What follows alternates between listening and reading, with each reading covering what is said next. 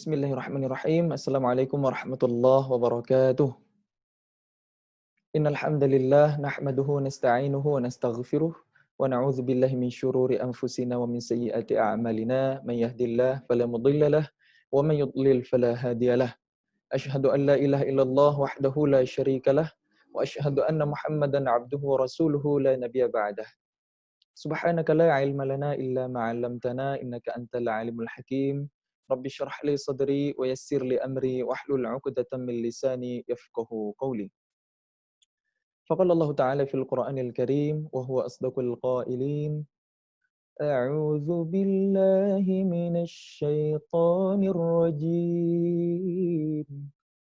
Bismillahirrahmanirrahim. Inna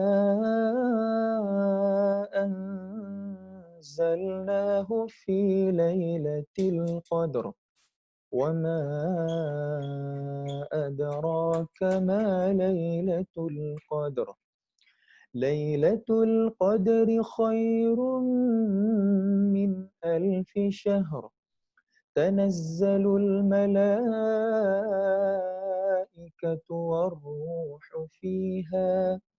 warruhu fiha biizni rabbihim min kulli amr. Salamun hiya hatta matla'il fajr. Shadaqallahul azim. Alhamdulillah, puji syukur kepada Allah siang hari ini. Allah izinkan kita bertemu meskipun via online. Mudah-mudahan Allah tetap mencatatkan kita sebagai majelis yang diberkahi. Karena kita semuanya sambil duduk ya. Insya Allah ini bisa disebut sebagai majelis ilmu ya. Yang didoakan oleh para malaikat. Yang mendekatkan kita menuju surga. Siapa yang menempuh jalan untuk mencari ilmu, maka akan Allah mudahkan jalan baginya untuk menuju surga. Baik teman-teman semuanya yang disayang Allah, tidak lupa salawat dan salam kita panjatkan kepada Allah. Semoga selalu Allah limpah curahkan kepada seorang manusia mulia, insan pilihan, idola kita semua, Nabi Muhammad sallallahu alaihi wasallam. Mudah-mudahan dengan kita senantiasa bersalawat kepadanya, mengamalkan sunnah-sunnahnya, kita terpilih di antara umatnya kelak yang mendapatkan syafaat. Amin ya rabbal alamin.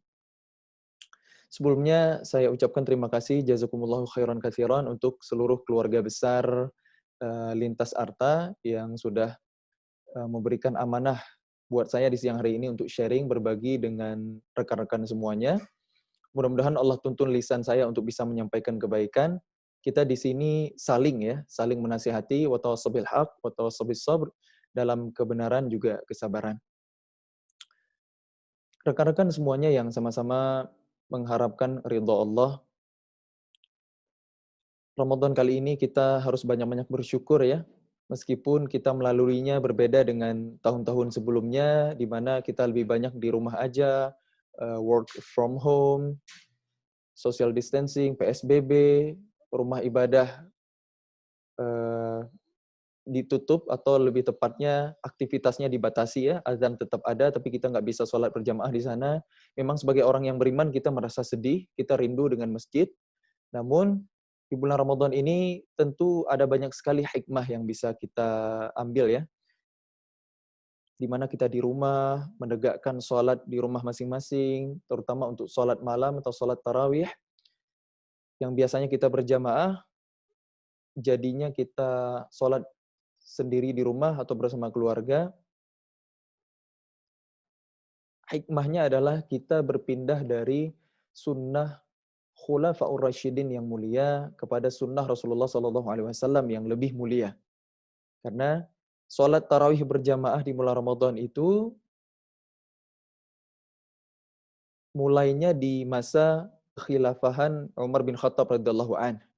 Dan ini baik supaya kaum muslimin tidak melewatkan sholat malam. Jadi diselenggarakan sholat secara berjamaah, sholat sunnah, sholat malam itu secara berjamaah di awal waktu di masjid. Nah, kemudian kalau kita melihat sholat sunnah Rasulullah itu lama dan panjang di rumah beliau sallallahu alaihi wasallam. Jadi sebenarnya Ramadan kali ini kita berpindah dari sunnah Khulafaur Rasyidin yang mulia ke sunnah Rasulullah yang jauh lebih mulia. Mudah-mudahan. Kemudian kalau kita melihat hikmah yang lain, kita jadi membiasakan diri untuk hidup sehat, menjaga kebersihan, dan lain sebagainya. Jadi bagi orang yang beriman selalu ada kebaikan. Menyikapi hidup, memandang sesuatu itu selalu baik. Apa yang menjadi ketentuan Allah, takdir Allah, semuanya adalah kebaikan. Jika diuji dengan kesulitan, dengan ujian, ia bersabar. Jika diuji dengan kelapangan, kenikmatan, kelebihan, ia bersyukur. Jadi mudah-mudahan kita semua adalah orang-orang yang benar imannya, sehingga di bulan Ramadan ini Allah memanggil kita. Sebagaimana dalam firman Allah Quran Surah Al-Baqarah 183 yang saya yakin rekan-rekan semuanya sudah pada hafal ya. A'udzu billahi minasy syaithanir rajim. Ya ayyuhalladzina amanu kutiba alaikumus shiyam kama kutiba 'alal ladzina min qablikum la'allakum tattaqun. Wahai orang-orang yang beriman, Allah memanggil kita. Wahai orang-orang yang merasa dalam hatinya ada iman. Yang Allah panggil itu, kata ulama, bukan hanya kita, tapi kita dan iman kita. Maka pastikan kita bahagia berada di dalam bulan suci Ramadan sehingga kita memaksimalkan ibadah-ibadah yang Allah sediakan di dalamnya. Karena iman itu adanya di dalam hati. Kita harus menyambut Ramadan, kita menjalani Ramadan ini bukan hanya dengan ritual saja, tapi harus melibatkan hati. Semestinya kita melibatkan perasaan kita. Itu nasihat dari ulama. Karena Allah memanggil kita dan iman kita. Kutiba alaikumusiyam, diwajibkan kepada kalian berpuasa. Telah disyariatkan, telah dituliskan kepada kalian untuk berpuasa. Kama kutiba alal ladzina min qablikum, sebagaimana yang telah disyariatkan, dituliskan, diwajibkan kepada umat-umat sebelum kalian, la'allakum tattaqun, agar kalian bertakwa. Rekan-rekan semuanya yang disayang Allah, tidak semua syariat umat-umat terdahulu itu akan dilanjutkan ke umat berikutnya. Ibadah puasa adalah salah satu syariat, salah satu ibadah yang diteruskan. Bahkan ada sejak zaman Nabi Adam alaihissalam sampai kita umat akhir zaman, umat Nabi Muhammad sallallahu alaihi wasallam. Kita tahu puasanya Nabi Ibrahim berbuka ketika ada tamu yang datang.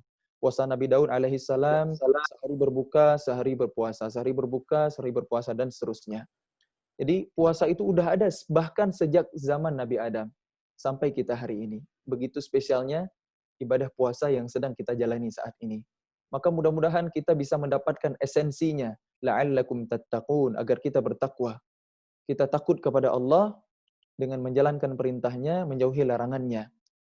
Jijik terhadap yang haram dan tidak tamak, tidak rakus terhadap yang halal. Jadi di bulan Ramadan ini kita mengendalikan hawa nafsu kita. Yang halal saja dilarang dulu untuk sementara waktu. Imsak, kita menahan diri. Maka Allah tidak butuh kepada lapar dan haus kita kalau kita tidak bisa menjaga lisan dari sesuatu yang Allah larang, kadzab, berdusta, namimah, mengadu domba, ghibah, gunjing, gosip, atau rumpi, fitnah, menuduh, dan lain sebagainya. Allah tidak butuh kepada lapar dan haus kita kalau kita tidak bisa menjaga diri dari apa yang Allah larang. Wallahu a'lam. Rekan-rekan semuanya yang disayang Allah, Allah menyampaikan perintah untuk berpuasa ini dengan bahasa yang sangat ringan, yang sangat sederhana, kata para ulama. Sesuatu yang berat, maka sampaikan dengan bahasa yang ringan. Itu hikmahnya, itu pelajarannya yang bisa kita ambil. Meskipun ibadah puasa ini berat, ya biasanya kita makan minum, sekarang kita menahan lapar dan haus, tetapi begitu banyak sekali keringanan-keringanan, rukhsah-rukhsah yang Allah berikan kepada kita. Allah sampaikan di ayat 185, yuridullahu bikumul yusra wa la yuridu bikumul usra. Allah ingin memudahkan kalian, tidak ingin menyulitkan kalian. Sebelumnya di ayat 184, ayyaman ma'dudat. Pada hari-hari tertentu, faman kana minkum maridan aw ala safarin fa'iddatun min ayyamin ukhra. Siapa di antara kalian ada yang sakit atau sedang dalam perjalanan sehingga tidak berpuasa, maka boleh menggantinya di hari-hari yang lain sebanyak ia tidak berpuasa itu. Wa 'alal ladzina yutiqunahu fidyatun ta'amu miskin. Dan bagi orang-orang yang berat untuk menggantinya dengan puasa, misalnya orang orang tua, orang sakit yang sangat parah, maka bisa dengan membayar fidyah, yaitu memberi makan orang miskin. Faman tatawwa'a khairan fahuwa khairul lah. Akan tetapi siapa yang dengan kerelaan hati, dengan kesanggupannya tetap memilih kebaikan, yaitu berpuasa, maka itu lebih baik bagi kalian. Wa antasumu khairul lakum. Dan berpuasa itu jauh lebih baik bagi kalian. Wa antasumu khairul lakum in kuntum ta'lamun. Jika kalian mengetahui. Jadi puasa ini kalau ditinjau dari segi ilmu manapun, tetap lebih baik, tetap lebih sehat, dan sudah banyak risetnya, sudah banyak penelitiannya. Muslim nggak muslim, beriman nggak beriman, bahkan non muslim yang mengatakan ya dari Eropa memang butuh untuk yang namanya puasa. Karena itu sangat bermanfaat untuk kesehatan kita, untuk memelihara metabolisme tubuh dan lain sebagainya. Bukan itu bahasan kita di siang hari ini poinnya, namun kita review, mudah-mudahan kita bisa memaksimalkan sisa ibadah Ramadan yang Allah siapkan kepada kita. Allah menyiapkan ibadah siyam di siang hari dan Quran sepanjang hari. Utamanya di malam hari. Nah, di ayat 185 Allah sampaikan, Syahrul Ramadhan alladzi unzila fihil Qur'an. Bulan Ramadan adalah bulan yang di dalamnya diturunkan Al-Quran. Allah Subhanahu wa taala memilih bahasa Arab sebagai bahasa Al-Quran. Inna anzalnahu Qur'anan Arabiyyan la'allakum ta'qilun. Sesungguhnya kami telah menurunkan Al-Quran itu berbahasa Arab agar kalian berakal.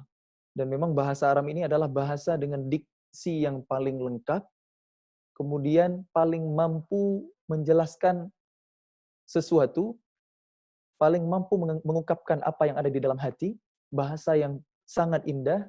Itulah bahasa Arab yang dijelaskan oleh ulama tafsir.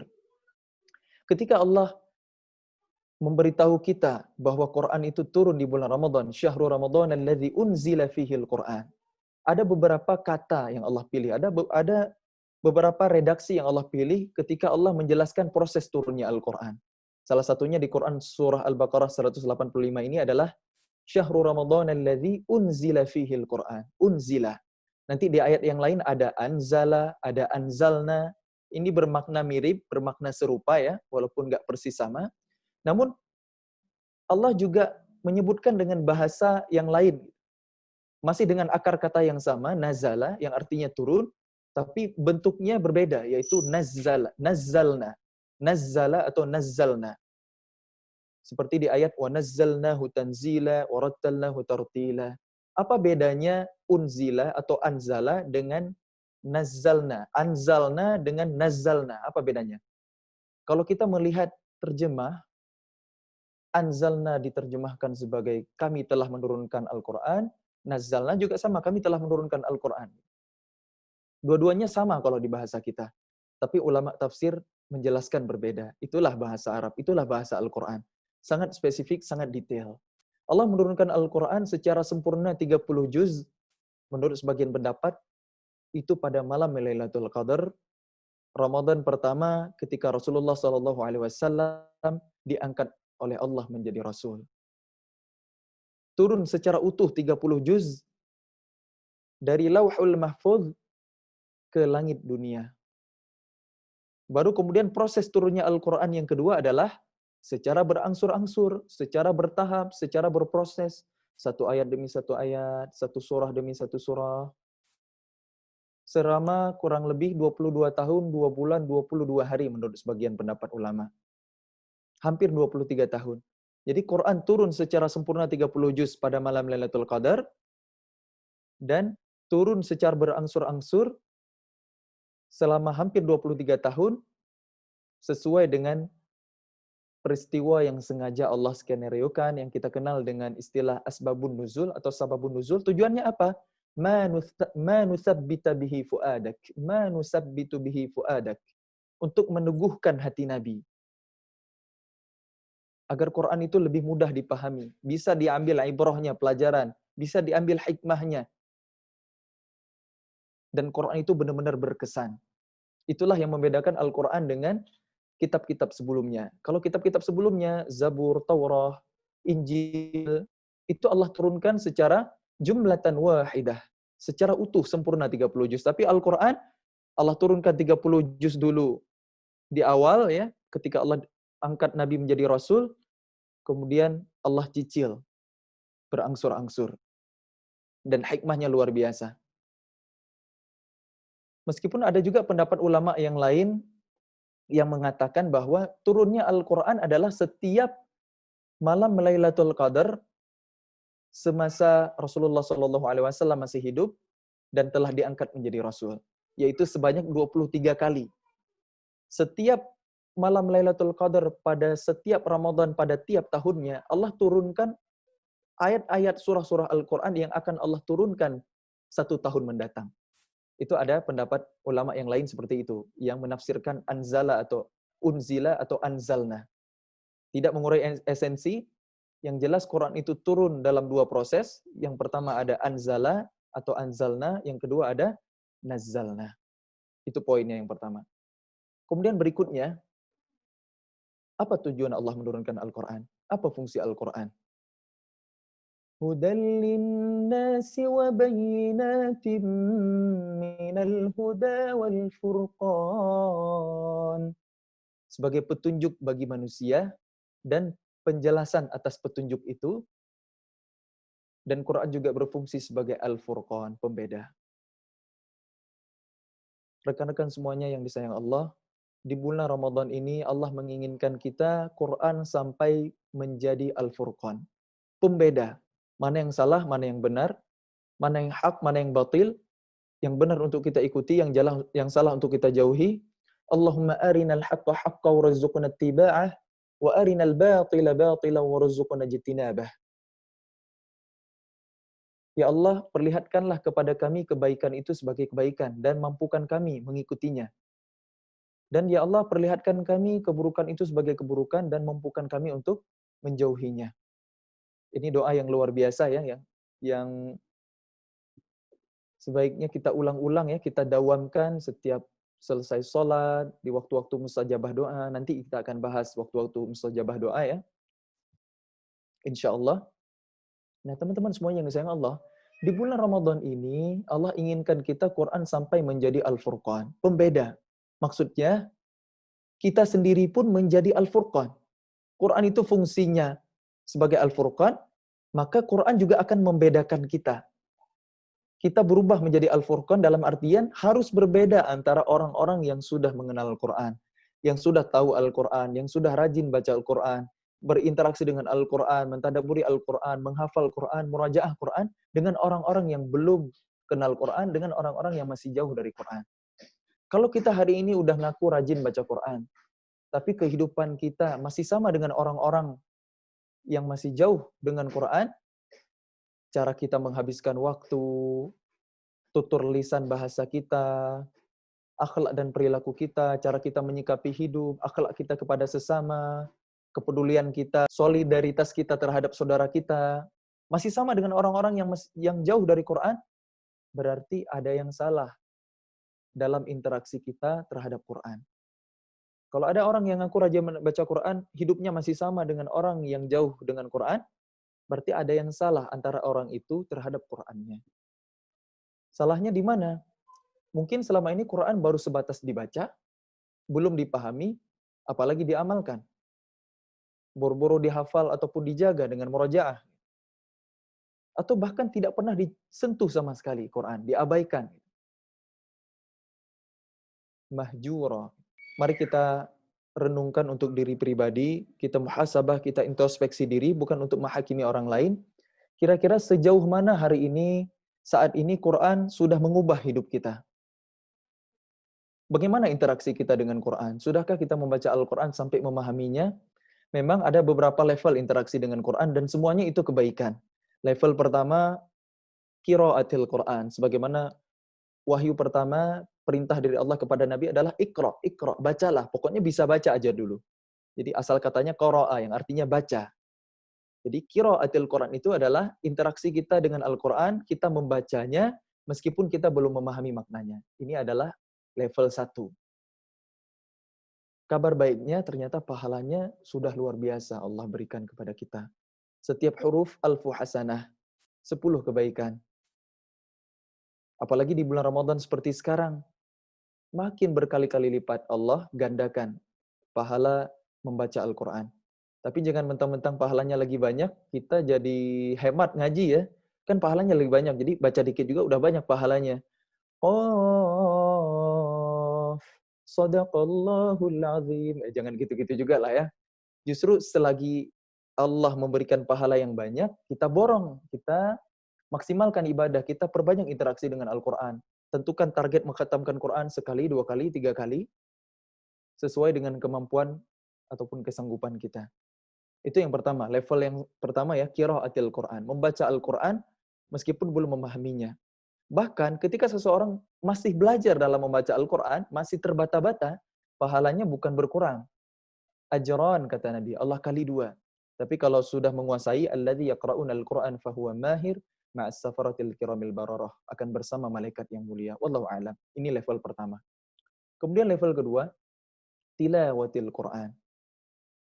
Asal katanya adalah tala. Kalau dalam bahasa Indonesia baca, qara'a artinya baca, tala artinya baca juga.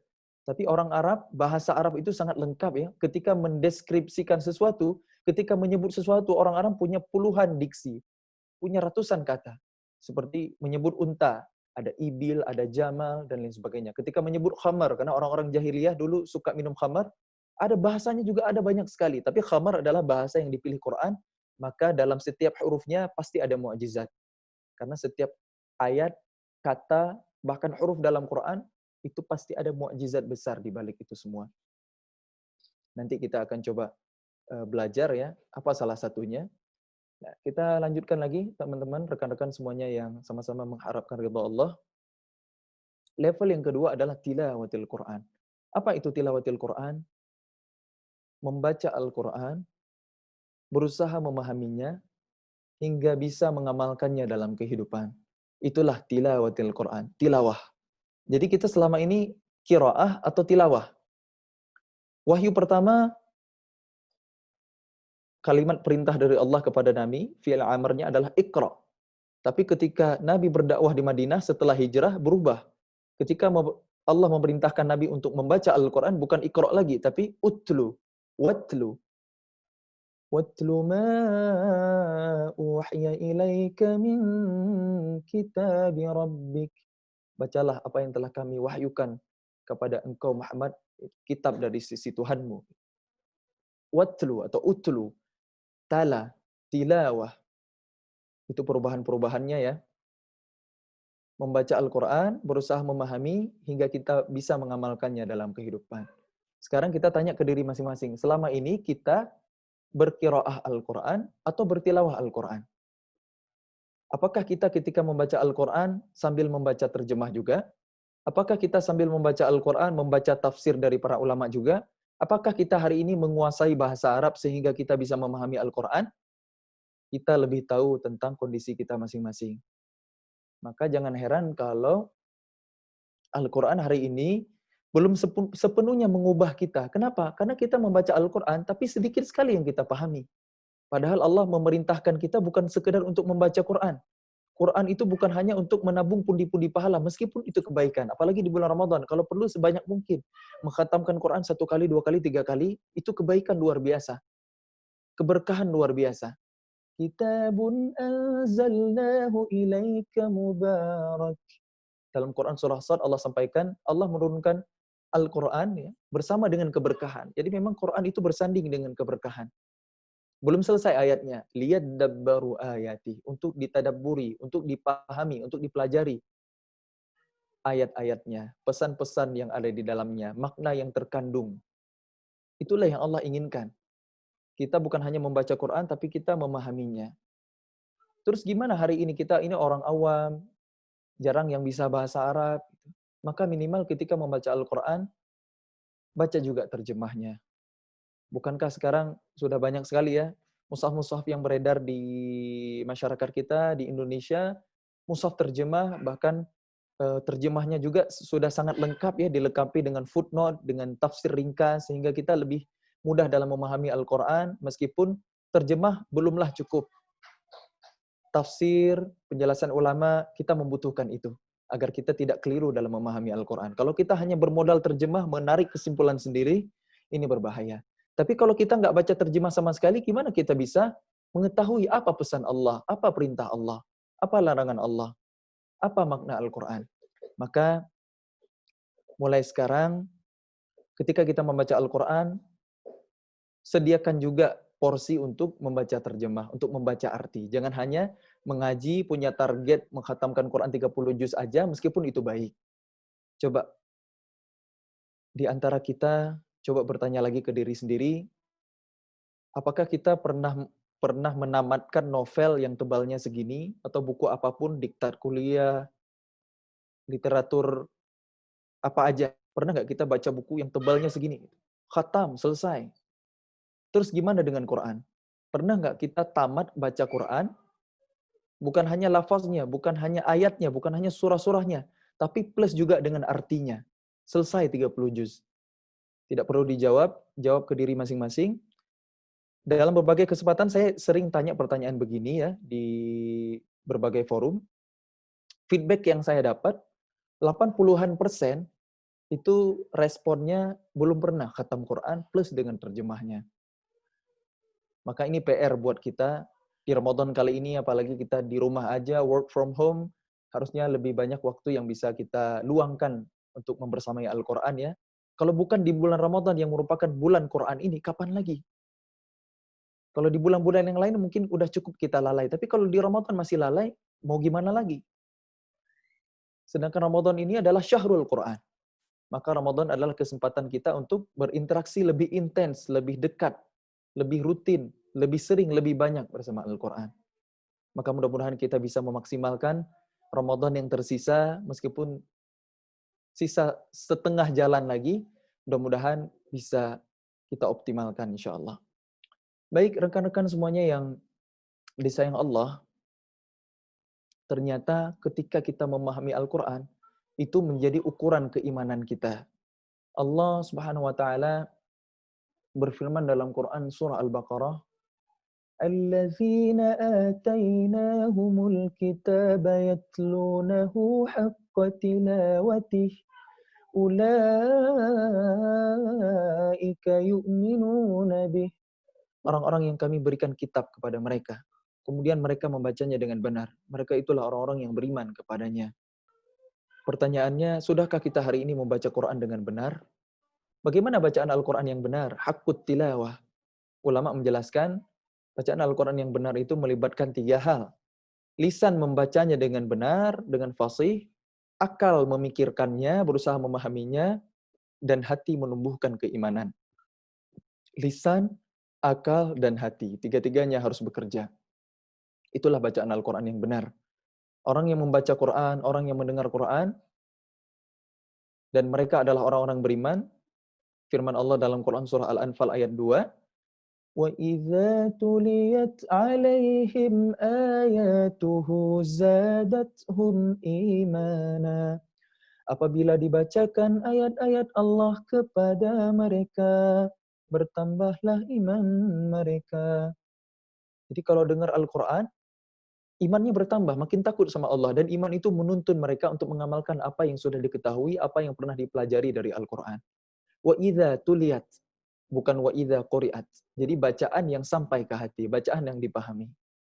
Jangan sampai kita seperti orang-orang Khawarij, golongan yang sesat tempatnya di neraka, meskipun sekarang udah nggak ada, tapi dulu ada di zaman Nabi ya, di zaman para sahabat gitu. Apa kata Nabi tentang mereka? Yaqra'unal Qur'an. Mereka membaca Al-Qur'an. Wala yujawizu hanajirahum. Tapi bacaan Al-Qur'an mereka tidak pernah melewati kerongkongan. Maksudnya apa? Tidak pernah sampai ke hati. Hanya di lisan saja. La haula wala quwata illa billah. Mudah-mudahan kita tidak menjadi seperti golongan mereka ya. Untuk sampai ke hati, maka harus lewat sini dulu. Lisan membaca, akal memikirkan, dan hati menumbuhkan keimanan. bacaan yang dari hati sampai ke hati. Kita harus belajar. Bukan sekedar berqiraah Al-Quran, tapi bertilawah Al-Quran. Bukan sekedar baca, tapi sampai kita bisa memahaminya, sehingga kita bisa mengamalkannya dalam kehidupan. Orang yang bertilawah Al-Quran sampai pada ayat, وَلَا تَقْرَبُوا الزِّنَا, jangan kalian mendekati zina. Maka kalau masih single, mustahil akan pacaran. Karena itu mendekati zina. Kalau udah siap nikah, kalau enggak, menjaga diri. Orang yang bertilawah Al-Quran ketika sampai pada ayat وَبِالْوَالِدَيْنِ إِحْسَانًا, dan berbuat baiklah kepada kedua orang tua, pasti akan berusaha memaksimalkan bakti kepada kedua orang tua. Berusaha membahagiakan mereka, tidak menyakiti hati mereka. Allah sampaikan, فَلَا تَقُلْ لَهُمَا أُفْ, janganlah kalian mengatakan kepada keduanya meskipun hanya saja dilarang sama Allah. Bagaimana dengan kita hari ini? Berapa kali seumur hidup kita, sejak kita balik, sejak kita mukallaf dibebani hukum, pernah meninggikan suara di hadapan orang tua, membantah orang tua, memarahi orang tua, nggak patuh ketika disuruh, menyakiti hati mereka, membuat mereka kecewa, meneteskan air mata, dan lain sebagainya. Maka kita sangat pantas disebut sebagai anak durhaka. Berapa kali kita doakan orang tua dalam sehari? Rabbighfirli wa liwalidayya warhamhuma kama rabbayani shaghira. Ya Allah, ampuni dosaku dan dosa kedua orang tuaku, dan sayangi mereka sebagaimana mereka telah mendidik aku sejak kecil. Ada 5 kali kita berdoa seperti ini setiap hari? Kalau ada, alhamdulillah, di setiap sholat 5 waktu kita. Namun masih ada seorang syekh dari Timur Tengah yang menyampaikan, seorang yang hanya mendoakan orang tuanya sehari 5 kali, itu masih anak durhaka, kata ulama ini. Loh, kok bisa gitu? Berapa detik yang kita butuhkan untuk melafazkan doa? Rabbighfirli wa liwalidayya warhamhuma kama rabbayani shaghira. Hanya 5 detik. Kenapa hanya 5 kali kita doakan dalam puluhan ribu detik yang Allah berikan kepada kita dalam sehari? Maka masih anak durhaka kalau gitu. Astagfirullahaladzim. Kalau gitu kita semua anak durhaka dong. Astagfirullahaladzim. Harus banyak yang istighfar nih di bulan penuh ampunan ini. Maka selagi di rumah aja, mungkin ada sebagian kita yang membersamai orang tua atau jauh dari orang tua, maka sering-sering kabarin orang tua, bikin mereka bangga, bikin mereka bahagia. Cara berbakti yang paling baik adalah dengan menjadi anak yang soleh, yang terus mendoakan, karena waladin solehin yada'ulah, anak yang soleh yang mendoakan mereka, yang mendoakan kedua orang tua, itu adalah amal jariah yang terus mengalir sampai hari kiamat, sampai dunia ini berakhir.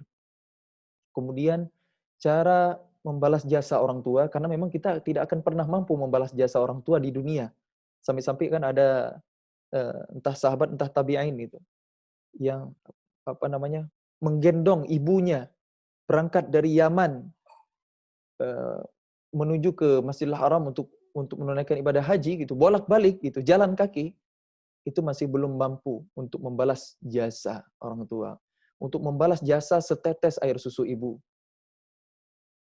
untuk membalas rasa sakit karena robeknya rahim ibu kita ketika melahirkan kita. Tidak akan pernah bisa membalas jasa orang tua ketika kita di dunia. Maka bagaimana caranya? Jadi anak yang soleh. Yang kedua, jadi ahlul Quran. Karena ketika kita menjadi ahlul Quran, Allah izinkan kita untuk menyematkan mahkota cahaya, jubah kemuliaan kepada kedua orang tua kelak. Luar biasanya Quran. Yang capek belajar Quran, anak. Yang capek menghafal Quran, anak. Yang capek murojaah, anak. Yang capek mengamalkan Quran, mendakwahkan Quran, anak. Tapi orang tua panen pahalanya. Itulah luar biasanya Quran. Maka ada satu level yang belum kita bahas, level interaksi dengan Quran yang paling mulia, yang paling besar pahalanya. Apa itu? Tahfizul Quran. Yang pertama tadi qiraatil Quran, tilawatil Quran, tahfizul Quran. Tahfizul Quran ini menjaga Quran. Seseorang yang menjaga Al-Quran adalah seseorang yang telah melewati 2 tahapan di bawahnya. Sebelum menghafal Quran, pasti membacanya berulang-ulang sampai hafal. Agar hafalannya terjaga, karena hafiz Quran sejati adalah mereka yang mengamalkan, maka harus dipahami dulu, harus bertilawah Al-Quran. Dan hafiz Quran sejati adalah bukan mereka yang sekedar menghafal Quran, tapi mereka yang istiqomah dengan Quran seumur hidup. Qurannya diulang-ulang, dimurojaah. Bukan hanya dihafal, tapi juga dimurojaah. Jadi tahfizul Quran itu menghafal Quran, mengulang-ulang Al-Qur'annya, kemudian berusaha memahaminya dan mengamalkannya dalam kehidupan.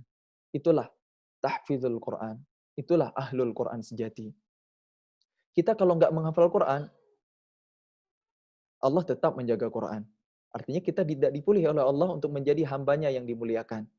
Sebab ahlul Quran itu adalah ahlullah, keluarganya Allah nanti di akhirat. Allah berfirman dalam Quran surah Al-Hijr ayat 9, A'udzu billahi minasyaitonir rajim. Inna nahnu nazzalna dzikra wa inna lahu lahafizun.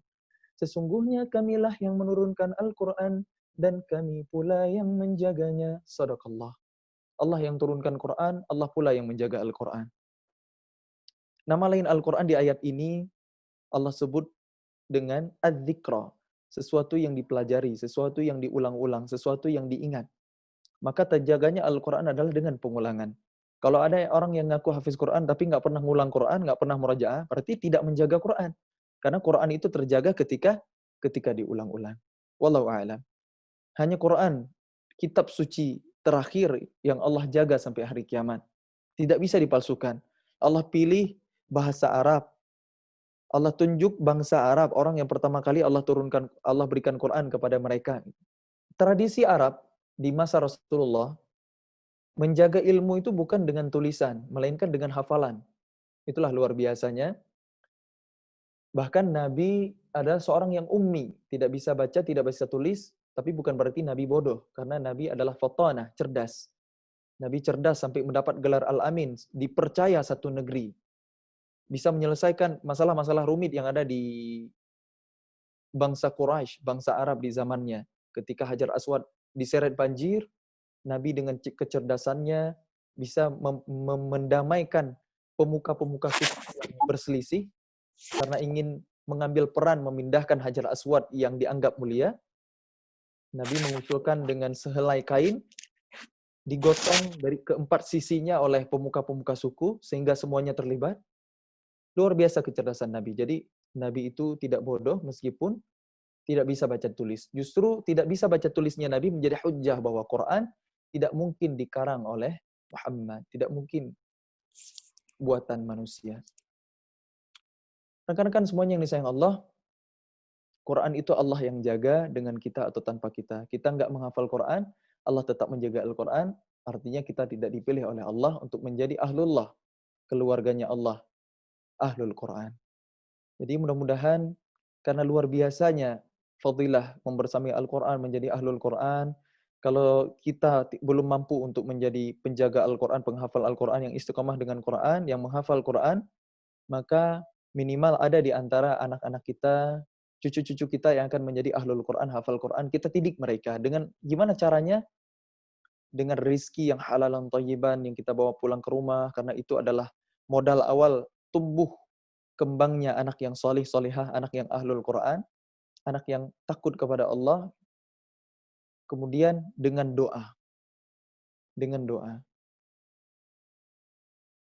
Doa adalah ibadah yang spesial, apalagi di bulan Ramadan ini lebih spesial lagi. Dalam surah Al-Baqarah ayat 186, Allah berfirman, A'udzubillahi minasyaitonirrajim, Wa idza sa'alaka 'ibadi 'anni fa inni qarib. Apabila hamba-hambaku bertanya kepadamu Muhammad tentang aku, maka sesungguhnya aku dekat. Ayat ini luar biasa ya. Jika ada hamba-hambaku yang bertanya kepadamu Muhammad tentang aku, maka sesungguhnya aku dekat. Allah langsung jawab, sesungguhnya aku dekat. Allah langsung menjawab kepada hambanya yang bertanya itu. Biasanya kalau ada ayat yang redaksinya mirip, maka Allah akan berfirman, maka katakanlah Muhammad. Jika ada yang bertanya kepadamu, maka jawablah, maka katakanlah Muhammad begini, begini, begini. Contoh, Yas'alunaka 'anil anfal, qulil anfalu lillahi war rasul. Mereka bertanya kepadamu Muhammad tentang harta rampasan perang, maka katakanlah Muhammad, harta rampasan perang itu milik Allah dan Rasulnya. Yas'alunaka 'anil khamri wal maisir, qul fihima itsmun kabirun wa manafi'u linnas. Mereka bertanya kepada Muhammad tentang mabuk-mabukan dan perjudian. Maka katakanlah Muhammad, dosa pada keduanya lebih besar daripada kebaikan yang ada pada keduanya. Jadi yas'alunaka qul, yas'alunaka 'anil ahillah qul, yas'alunaka qul.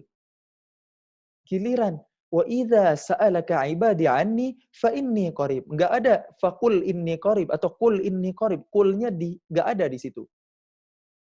Tapi fa inni qarib. Jika hamba-hambaku bertanya kepadamu Muhammad tentang aku, maka sesungguhnya aku dekat. Fa inni qarib. Dalam hadis qudsi Allah jelaskan bahkan Allah itu lebih dekat dengan kita daripada urat nadi kita sendiri. Ujibu da'watad da'i idza da'ani falyastajibu li wal yu'minu bi la'allahum yarshudun. Ujibu da'watad da'i idza da'an. Aku mengabulkan permohonan, permintaan hamba-hambaku apabila mereka berdoa meminta memohon kepadaku. Jadi Allah mengabulkan doa. Allah itu yang Allah sampaikan di ayat ini. Falyastajibu li, maka hendaklah mereka taat terhadap perintahku, wal yu'minu bi, dan mereka beriman kepadaku, la'allahum yarshudun, agar mereka mendapat petunjuk. Rekan-rekan semuanya yang disayang Allah, doa ini Allah menjelaskan bahwa Allah itu dekat dengan kita dan mengabulkan doa, itu Allah selipkan di antara ayat-ayat tentang puasa, di antara ayat-ayat tentang Ramadan. Karena nanti ayat 187 itu masih membahas tema puasa, tema Ramadan. Di ayat 186, Allah selipkan tentang doa. Maka dijelaskan oleh ulama, di bulan Ramadan ini saat kita berpuasa adalah masa-masa saat-saat diijabahnya doa. Doa-doa kita lebih mustajabah.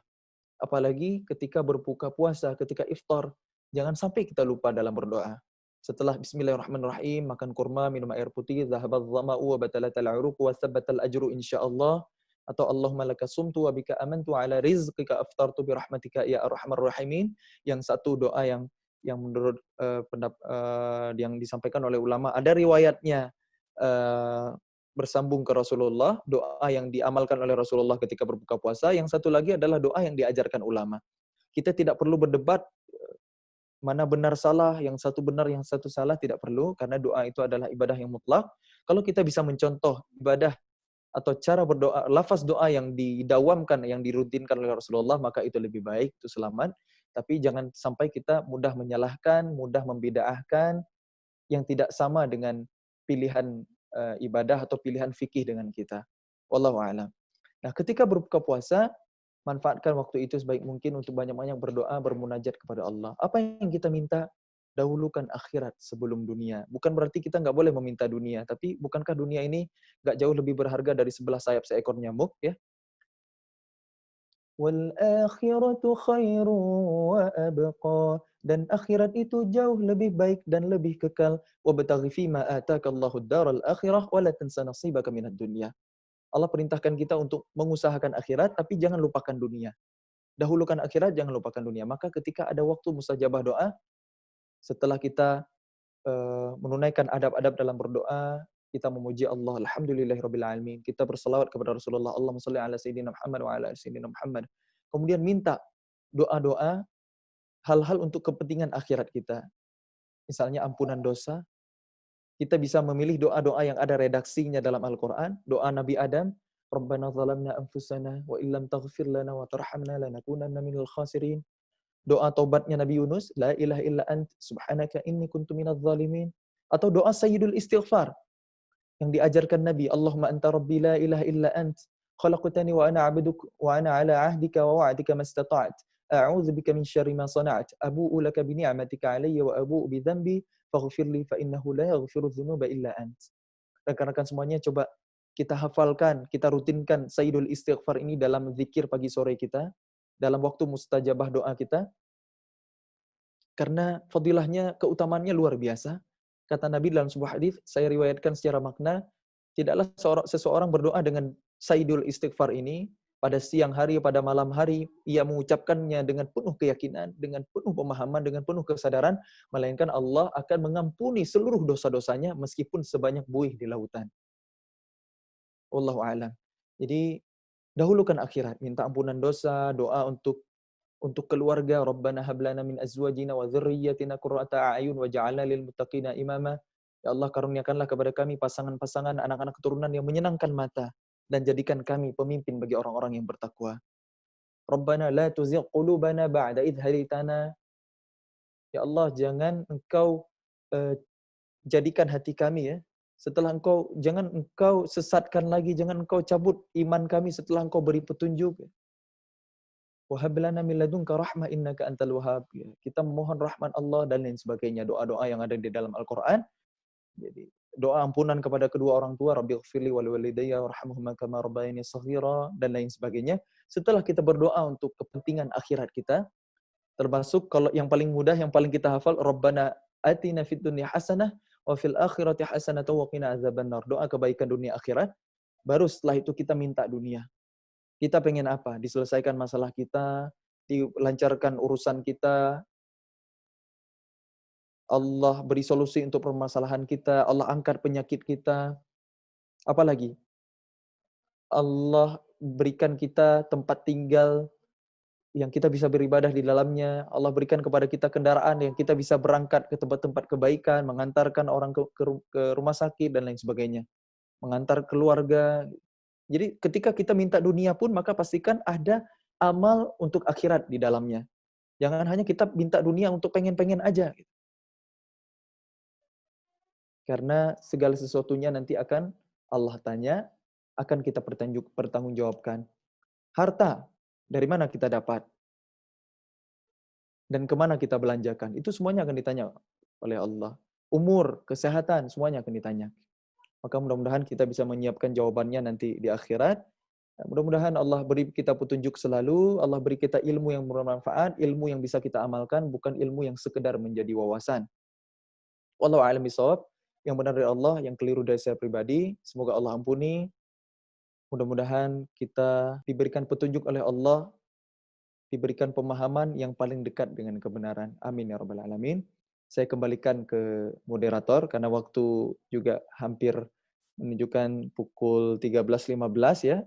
Durasi pertemuan kita 1 jam. Jadi di waktu ada sisa waktu kurang lebih 5 menit, maka jika ada yang ingin ditanyakan, didiskusikan, tafadhol, saya persilahkan. Oke. Baik, Kang Muzamil. Kita langsung saja ke sesi tanya-jawab. Untuk pertanyaan pertama, Kang, dalam mempelajari ilmu Al-Quran, seperti tahsin, tahfidz, dan tafsir, dan ilmu lainnya, bagaimana urutan dalam mempelajarinya agar ilmu kita komprehensif? Baik, bismillahirrahmanirrahim. Yang saya pelajari dari guru saya, dari ulama, urutan belajar Quran adalah iman sebelum Quran. Justru kita belajar iman dulu sebelum Quran. Kita harus yakin Quran itu adalah kalamullah, Allah yang paling kita takuti. Kemudian segala sesuatu apa yang kita pilih dalam hidup, apa yang kita lakukan, semuanya berorientasi kepada Allah. Iman sebelum Quran, tauhid dulu, akidah dulu. Sebagaimana kurikulum Al-Quran dulu ketika turun fase dakwah Nabi di Makkah sebelum hijrah, ayat-ayat Makkiyah itu pendek-pendek, isinya tentang surga, tentang neraka, tentang akhirat, yang tujuannya adalah untuk membangun akidah, membangun pondasi, menguatkan tauhid, iman para sahabat. Baru ketika fase dakwah Nabi di Madinah, ayat-ayat Madaniyah itu panjang-panjang, isinya tentang perintah, larangan, syariat. Nah, ketika iman yang sudah siap, mendengar perintah, mendengar larangan dari Al-Quran, sami'na wa ata'na, kami dengar dan kami patuh. Itu kalau urutan belajarnya benar. Tapi kalau urutan belajarnya keliru, khawatir nanti orientasinya salah. Belajar Quran, tapi untuk sambil mencari dunia, belajar Quran untuk memamerkannya di hadapan manusia, ingin disebut hafiz, ingin disebut ustadz, kemudian apa lagi ya, ingin terkenal gitu, di antara fitnah-fitnahnya ya, makanya penting sekali belajar iman sebelum Quran, itu urutannya. Iman sebelum Quran, adab sebelum ilmu, ilmu sebelum amal. Kan itu ya, tiga rumus panduan belajar kita ya, panduan talabul ilm, wallahu a'lam bishawab. Jadi setelah kita belajar iman sebelum Quran, baru kemudian belajar ilmu-ilmu Al-Quran, baik ilmu untuk membacanya, ilmu qiraat atau ilmu tajwid, ilmu untuk memahaminya, ilmu tafsir, dan juga menghafalnya dengan murajaah. Wallahu a'lam bishawab. Itu secara garis besar, itu yang saya pahami. Afwan, karena keterbatasan ilmu, jadi cuma segitu yang bisa saya berikan, yang bisa saya jawab untuk pertanyaannya ya. Baik, Kang Muzamil, pertanyaan selanjutnya. di Ramadan ini lebih utama membaca Quran, menghafal Quran, dan atau memurojaah Quran? Di bulan Ramadan ini, asalkan bersama Quran, semuanya kebaikan. Semuanya baik, semuanya berpahala, cuma mana yang lebih besar pahalanya, wallahu alam ya di sisi Allah, atau mana yang lebih kita prioritaskan, mana yang lebih utama, wallahu alam. Yang jelas dari apa yang saya sampaikan tadi, yang dijelaskan ulama itu, makin ke atas tadi, makin besar pahalanya. Qiraatil Quran, baca aja. Kalau baca plus memahaminya, tilawah Al-Quran, itu lebih besar pahalanya. Menjaga Al-Quran lebih besar lagi pahalanya. Jadi silakan dipilih itu. Namun kita bagi-bagilah. Ada porsinya kita untuk menghatamkan Quran, ada juga porsi untuk menghafal dan murajaah. Karena semuanya kebaikan. Membaca Al-Quran dengan hafalan. Ya, itu kan juga membaca Al-Quran ya. Pahalanya jauh lebih besar. Bahkan di zaman Nabi dulu, itu semua sahabat Nabi memang menghafal Quran. Ketika disebut Qari'ul Quran, membaca Al-Quran, Iqra, bacalah Quran. Yang dibaca itu bukan teks.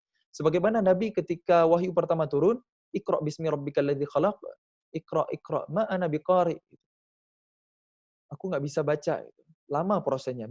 Makanya di bismi rabbikal ladzi khalaq itu ada alifnya di situ. Prosesnya lama. Itulah mukjizat setiap huruf dalam Al-Qur'an. Kalau bismillahirrahmanirrahim di awal surah itu nggak ada alifnya gitu, nggak. Tapi kalau bismi rabbikal ladzi khalaq ada alif yang nggak dianggap karena prosesnya lama. Nabi nggak bisa baca. Nabi nggak bisa membaca apa yang ada di dalam hati. Maka ketika melibatkan Allah, Allah mudahkan. Untuk menciptakan engkau mudah bagi Allah. Apalagi sekedar membuat kamu bisa membaca. Jadi yang dibaca Nabi itu adalah wahyu dan tempatnya di dalam hati. Bukan teks yang dijelaskan oleh ulama. Jadi memang di zaman sahabat dulu, trennya memang bersama Quran itu pasti langsung dihafal. Pasti langsung dibaca gitu. Qiraatil Quran di zaman Rasul, di zaman sahabat itu adalah dengan menghafal. Sebab mushaf baru ada di zaman sahabat gitu. Rampungnya 30 juz di zaman Utsman bin Affan radhiyallahu an. Di masa kekhilafan Utsman bin Affan radhiyallahu an, seluruh negeri ya, seluruh dunia mushaf itu cuma ada 5 unit. Cuma ada 5 eksemplar. Tapi seluruh penduduknya ahlul Quran. Karena Quran itu di sini, Quran itu di sini, Quran itu menjadi akhlak. Itulah generasi dulu. Kalau kita hari ini mungkin kita bisa punya 5 mushaf ya. Punya Quran mushaf saku, punya mushaf besar satu, di handphone punya HP punya dua-duanya ada aplikasi Qurannya, di laptop ada, di tab juga ada. Tapi kita bukan generasi Quran hari ini, masih jauh dari Quran gitu. Belum nggak jadi generasi kita. Wallahu alam, itulah PR besar gitu. Karena memang kita hidup di zaman seperti ini, artinya kitalah yang dipilih, yang ditunjuk oleh Allah untuk menghadirkan kembali kejayaan Islam. Sebab Islam sebelum hari kiamat nanti akan kembali Allah menangkan di muka bumi. Jadi mana yang lebih utama? Semuanya utama. Kalau bisa menghafal gitu, tapi jangan jangan juga kita fokus di satu ayat, tidak tidak sempat menghatamkan Quran gitu. Karena di bulan Ramadan ini ada anjuran dari ulama juga untuk menghatamkan Quran. Jadi dibagi-bagi saja. Ada porsi untuk menghafal murojaah, ada juga porsi untuk menghatamkan Quran. Apalagi kalau bisa menghatamkan Quran dalam sholat. Gitu. Sambil sholat tarawih di rumah. Gitu. Kita nggak punya hafalan banyak.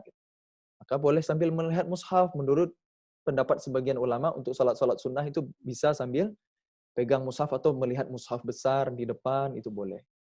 Bersama Quran semuanya kebaikan, insya Allah. Wallahu a'lam. Rekan-rekan semuanya yang sama-sama mencari ridha Allah, di bulan Ramadan ini, sambil kita beribadah saum ini, mari kita mengangkat tangan, bermunajat, memohon kepada Allah, semoga Allah ampuni dosa-dosa kita, Allah mudahkan urusan-urusan kita, Allah selesaikan urusan kaum muslimin, Allah angkat wabah di negeri kita dan negeri-negeri kaum muslimin, dan mudah-mudahan sebagaimana Allah telah mempertemukan kita di siang hari ini, Allah akan mengumpulkan kita lagi nanti di surganya. Amin ya rabbal alamin.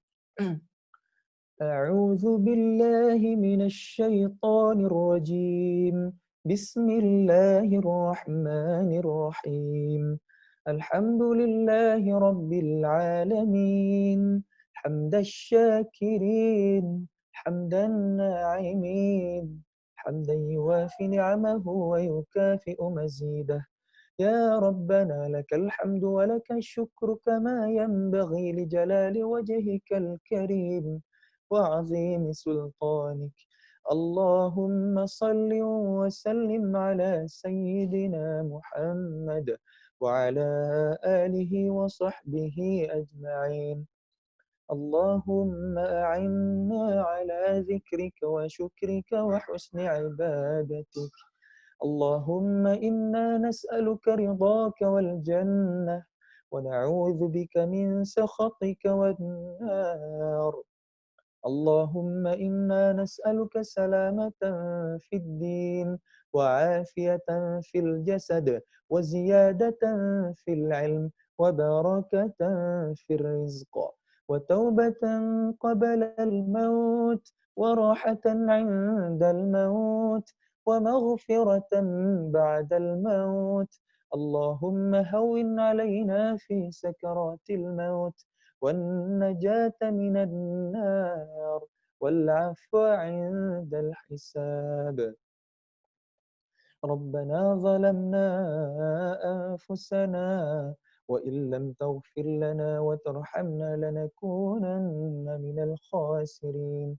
اللهم اغفر لنا ذنوبنا وذنوب والدينا وارحمهما كما ربيانا صغيرا، ولجميع المؤمنين والمؤمنات الأحياء منهم والأموات برحمتك يا أرحم الراحمين.